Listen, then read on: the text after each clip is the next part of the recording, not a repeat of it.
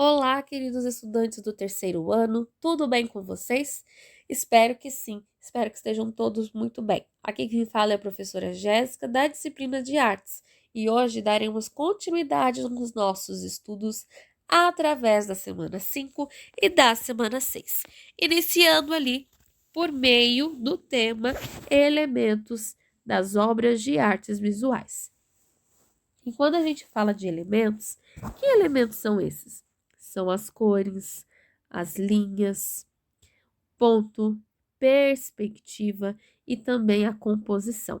Todos eles unidos, né, eles formam uma obra, uma imagem. E é importante, né, antes da gente tentar compreender, tentar ler uma obra, uma imagem, a gente precisa conhecer um pouco desses elementos, certo?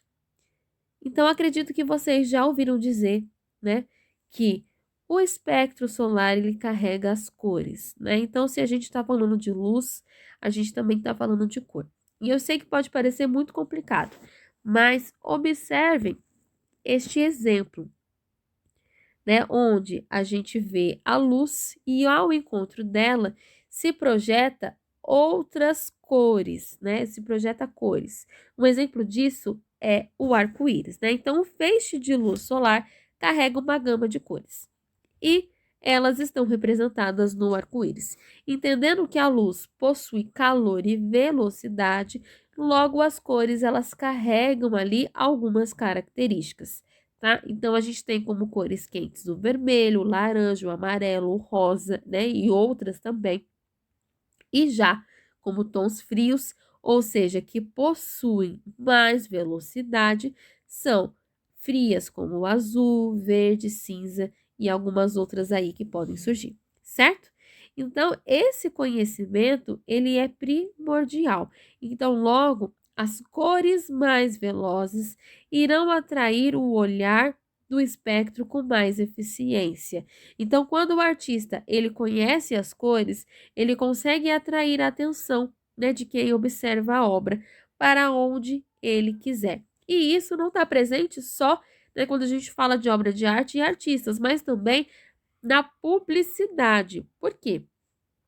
Para se vender um produto, também há o estudo de cores que vai nesse produto, porque justamente as cores que vai nesse produto precisa, né, no caso, o público-alvo precisa se identificar com esse produto e logo a cor ela vai ser a peça-chave. Né? Acredito eu que vocês já ouviram falar, né, que as cores dos fast foods elas são literalmente pensadas, né, para despertar a fome, né, que são as cores quentes. E é exatamente isso, tá? Então vamos para o próximo, o ponto. O ponto ele é, digamos que o elemento inicial, né? O ponto ele marca o início de um traço e também o final. E a linha é a junção desses dois pontos. Vocês conseguem entender? Então, o elemento, ele é importante. Então, são fragmentos de uma linha, né? E a junção de vários pontos em uma imagem pode ocasionar o quê? Um efeito, uma sombra, certo? Então, vamos prosseguir com a linha. Já a linha é um elemento também fundamental. Todos eles, tá, turma, são fundamentais e é através da linha que a gente vai construir contornos, que a gente vai conseguir ali, né, proporcionar figuras, formas e também esses vão ter os seus efeitos de luz e sombra, tá? E a composição, ela é, né, uma forma de organizar, né, de o início e fim de uma imagem, né? Por quê? Quando a gente se depara com o papel, a gente se coloca muito em dúvida no que vamos colocar ali. E a composição, ela é a peça-chave para isso, certo? Então, o estudo da composição ajuda a entender como criar, para que criar, né? E o resultado e como finalizar também esses trabalhos. E a perspectiva, né, que é um elemento que vai dar, então, a profundidade, né, a tridimensionalidade para aquilo que ainda assim é bidimensional. Então, a perspectiva, além dela organizar esses elementos em um plano, ela também dá o volume, a profundidade, tá? Para essa imagem, digamos assim. E aqui vocês têm alguns exemplos, né, desses elementos apresentados. É claro, da cor não precisa, né? Vocês já viram ali uma imagem ilustrando bem ali a explicação da cor e logo vocês também sabem, né, o que são as cores. Então a gente tem o exemplo ali da linha, e a linha ela dá também esse movimento. A gente tem ali o exemplo do ponto, da composição e da perspectiva, ok? Então vamos à atividade. A primeira questão ela pergunta, né?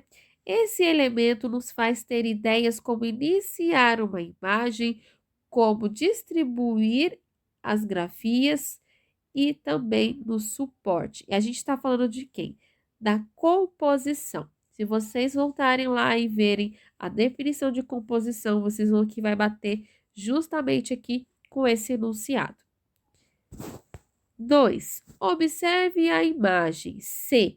Sobre composição, podemos deduzir que as sombras estão em lados opostos à incidência de luz. Por quê? Lembrando que a sombra, ela se projeta, né, através ali de um elemento exposto à luz, logo, né, vai ser ali a silhueta com a ausência dessa luz. Então, a luz e a sombra, elas não ficam no mesmo lugar, elas ficam no mesmo lado, perdão, elas ficam em lados opostos, certo? E a terceira, né, pede que a gente coloque, né, o que a gente precisa, né, conhecer de acordo com o texto que a gente viu para poder fazer uma boa leitura de imagem. Então, turma, para se fazer uma boa leitura de imagem, não é necessário conhecer os elementos, mas não ficar só nisso.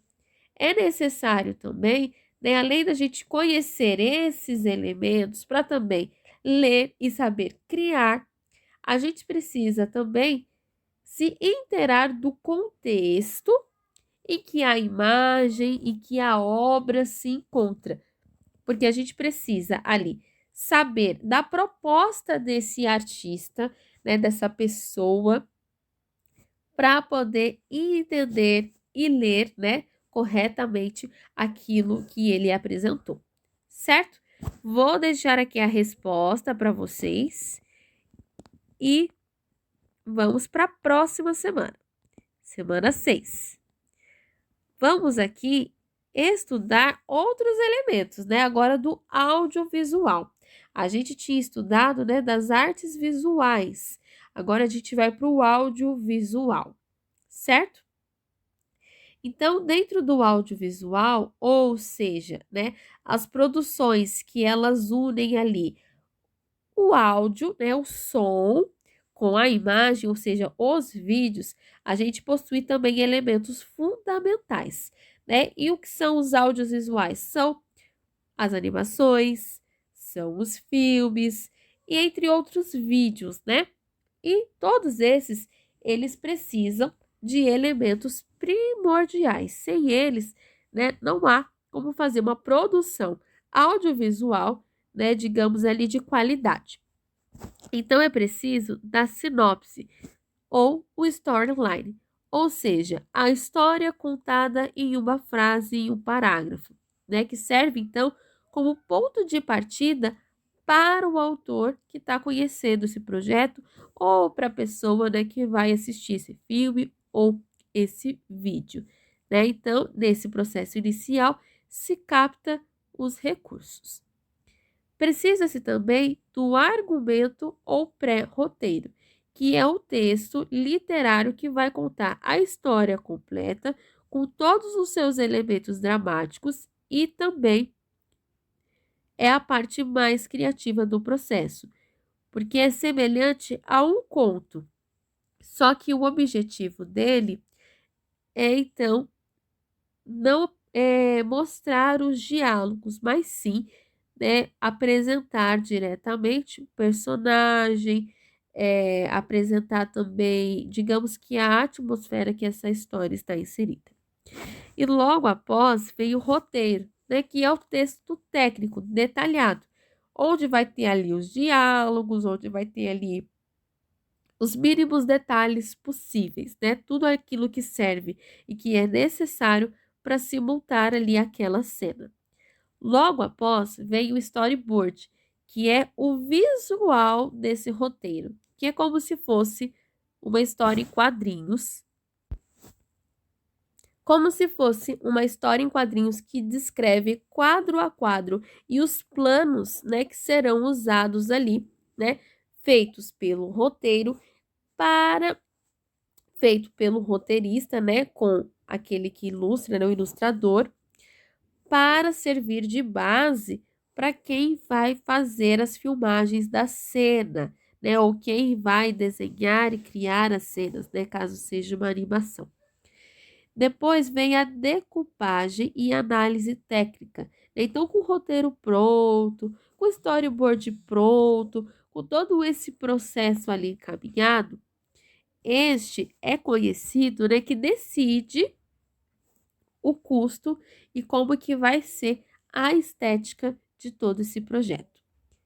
Depois, a gente tem o claquete. O claquete é uma pequena lousa onde marca o número de cenas, né, o plano, todos os takes e o nome, para que seja observado e, claro, organizado, porque depois de tudo filmado, vai haver a montagem de cena por cena.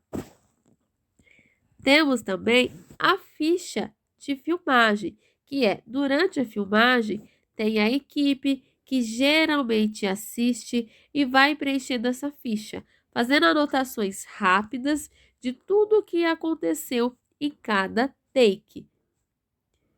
E temos também a decupagem do material filmado. Então, depois que tudo termina, é usado a ficha de filmagem, como quais são os escolhidos, né, e que vão ser incluídos nessa edição para, digamos aí, que uma montagem final. E a digitalização. Então, a passagem desse material todo, digamos que escolhido, para o computador, ali onde é feita, então, essa edição e passa para a final, né, a edição final. Então, essa digitalização vai criar toda a linha cronológica dessa história com as melhores imagens para, então, passar para a edição final e para o filme, então, virar o filme, digamos assim, ou vídeo ou animação. Dentro disso, a gente tem, né, uma atividade aqui, duas atividades. A primeira diz o seguinte, né? Relacione a segunda coluna de acordo com a primeira. Então, a gente vai, né, observar as definições e responder de acordo ali com o seu respectivo nome. Então, depois do material escolhido, ele é passado para o computador para ser editado. Então, esse processo é conhecido como digitalização, certo? B. História em quadrinhos que descreve o plano do filme. Esse é o storyboard. C. É o processo onde o filme ganha sua forma final, a edição final. É o processo onde o filme ganha sua forma final. Então, a letra C, ela é a edição. E histórias contadas através de frase. É o storyline, ok? Aqui também pede para vocês, né, criarem um pequeno roteiro e depois um storyboard, né, ilustrando este roteiro. Eu vou deixar aqui para vocês uns exemplos de storyboard e, claro, a resposta aqui também, tá? E é isso, turma. Espero que vocês coloquem aí a criatividade, que vocês se dediquem e não deixem de me entregar. Um beijo para vocês e até a próxima!